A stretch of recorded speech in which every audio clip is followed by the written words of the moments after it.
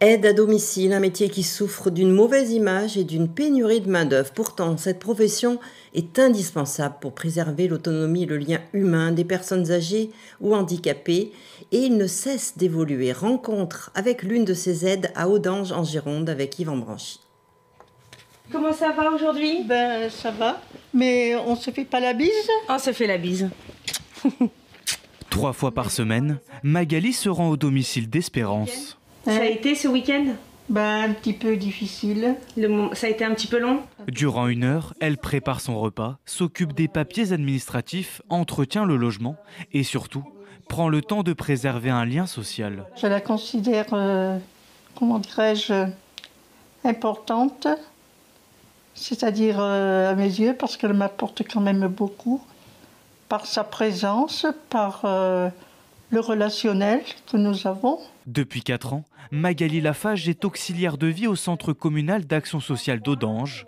Une arrivée par hasard après une carrière dans la restauration et le début d'une aventure qu'elle ne regrette pour rien au monde. Le fait de se sentir utile, ça je trouve que c'est vraiment, pour moi c'était très important. Je pense que c'est important tout court dans la société.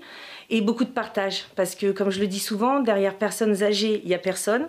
Donc des parcours de vie, des histoires souvent complexes. Je trouve que c'est très enrichissant comme métier. Un métier qui lui offre aujourd'hui un équilibre entre vie personnelle et professionnelle.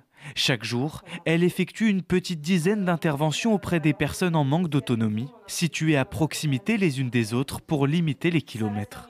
L'organisation, elle est très importante parce qu'on s'organise avec les filles, on se pose et on se dit quel week-end on va travailler entre nous sur 6 mois à venir, ce qui permet vraiment d'avoir une liberté en dehors tout en travaillant quand même les week-ends et du coup je trouve que c'est un excellent compromis. Salaire trop bas, emploi du temps haché, amplitude horaire. Longtemps décrié, ce travail encore méconnu ne cesse de redorer son image pour attirer du personnel.